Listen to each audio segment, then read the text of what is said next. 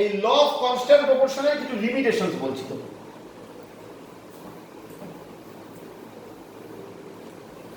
Law of constant প্রপোর্শনের limitations, প্রথম কথা হচ্ছে, first thing is that law of constant proportion, the reverse statement of law of constant proportion is not always true. This is the first limitation, please note it. The reverse statement of law of constant proportion is not always true. অর্থাৎ law of constant proportion এর reverse statementটা always true না। বলবি sir reverse statement কি? দেখ normal statementটা কি, যে in a compound, whatever is the method of preparation, in a compound the weight ratio of the constituent elements বা the ratio of mass, আমি আবার বলেছি এখানে mass আর weight একই জিনিস বোঝাচ্ছে। in a compound the ratio of mass or the weight ratio of the constituent elements is constant always, এটাই তো law of constant proportion। মানে কি বলছে, বলছে ওয়াটারে হাইড্রোজেন আর অক্সিজেনের ওয়েট রেশিও কত, hydrogen 1:2, oxygen 16, 1:8, 1:8 is the weight ratio of hydrogen and oxygen in water, right? So reverse statement বলছে if we combine hydrogen and oxygen in 1:8 ratio, always water is produced. If we combine hydrogen and oxygen in 1:8 ratio, always water is produced. তাই এটাকে reverse statement বলছে। if same elements are combined in the same weight ratio, always same compounds are formed. বোঝা গেল জিনিসটা? এটা হচ্ছে law of constant প্রপোর্শনের reverse statement. Constant proportion কি বলছে, একটা কম্পাউন্ড তুমি যেভাবেই তৈরি করো না কেন, তুমি যেভাবেই প্রিপেয়ার করো না কেন, একটা কম্পাউন্ডে তার যে কনস্টিটিউয়েন্ট এলিমেন্টস তাদের weight ratio constant. Reverse statement বলছে যদি সেম এলিমেন্ট সেম রেশিওতে কম্বাইন করি, সেম কম্পাউন্ডই তৈরি হবে। উপর আপাতত শুনলে মনে হয় যে দুটোই ঠিক, বাট আমি কি বলেছি, the reverse statement is not true বলিনি, তাহলে তো লটাই ভ্যালিড না। The reverse statement is not always true, কখনো কখনো ট্রু হয়, কখনো কখনো এক্সেপশনাল কেস থাকে। So this is the first limitation, the reverse statement of law of constant proportion is not always true. ভালো লাগছে তো ব্যাপারটা? ইন্টারেস্টিং। তো দেখ এর এক্সাম্পল আমি তোদের দেবো, ভেরি ইজি। এর এক্সাম্পল দুটো ক্যাটাগরিতে দেবো, আইসোমার আর পলিমার। ছোট্ট করে বলি, আইসোমার আর পলিমার। আইসোমার জানিস তো, জেনারেলি আইসোমার বলতে আমরা এখন যেটা বলছি that is called structural isomer. Isomers are different types, পরে পড়াবো। স্ট্রাকচারাল আইসোমার কাকে বলে? Isomers, structural isomers are different compounds with same molecular formula that shows different properties as their structures are different.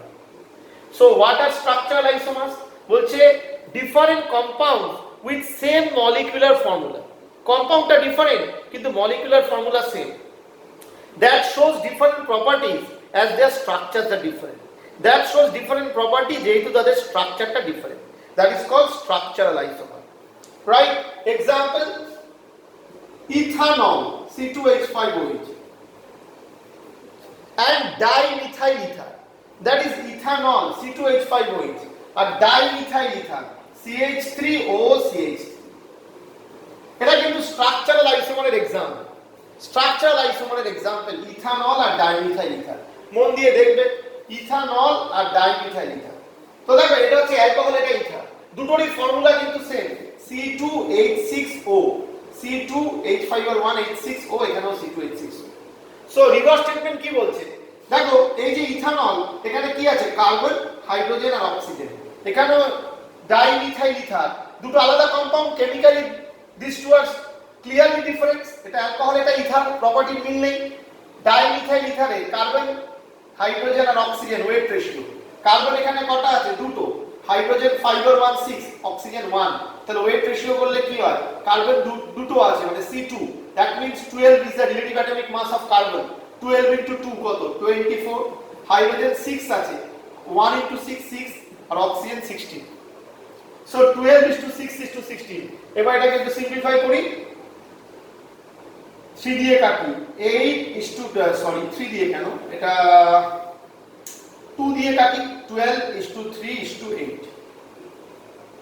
ঠিক সিমিলারলি এখানে আসি, carbon দুটো, hydrogen 6টা, oxygen একটা। তো এখানেও দেখ সেম, কার্বন দুটো মানে C2 মানে 24, 12 into 2, হাইড্রোজেন 6 into 1, অক্সিজেন 1 16। তো এখানে যদি 2 দিয়ে সিম্পলিফাই করি 12:3:8। হ্যাঁ, সো বেটা কি হলো, क्या हुआ, কি হয়েছে দেখো। So although these compounds are clearly different, although these two compounds are clearly different, one is ethyl alcohol, another is ether, one is alcohol, another is ether, categorically they are different compounds. So one is alcohol, another is ether, although their molecular formula same but the structural formula different.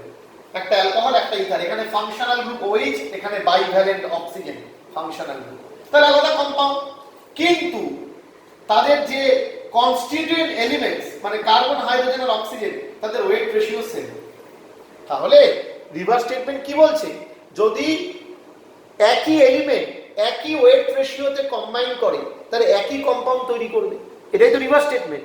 If same elements combines in the same weight ratio always give same compound. আর original স্টেটমেন্টটা কি, in a compound the weight ratio of the constituent elements is always constant। তাহলে উল্টোটা কি, if same elements combine in the same weight ratio always give same compound, but এখানে কি তাই হলো না, this is the limitation। এখানে দেখো কার্বন হাইড্রোজেন আর oxygen combines in the weight ratio 12:3:8 but gives ethanol in one condition, and in another condition carbon hydrogen and oxygen in the weight ratio 12:3:8 gives dimethyl ether। So this is why the reverse statement of law of constant proportion is not always true। একই element একই wait রেশিওতে combine করলে সব সময় একই compound তৈরি হয় না। No sir, this is the example, and in case of আইসোমারের ক্ষেত্রে একই এলিমেন্টের ফর্মুলা সেমই থাকে, আইসোমারের ক্ষেত্রে কম্পাউন্ডের ফর্মুলা সেমই থাকে কিন্তু ওয়েট রেশিও তাদের সেমই থাকে কিন্তু কম্পাউন্ড আলাদা হয়।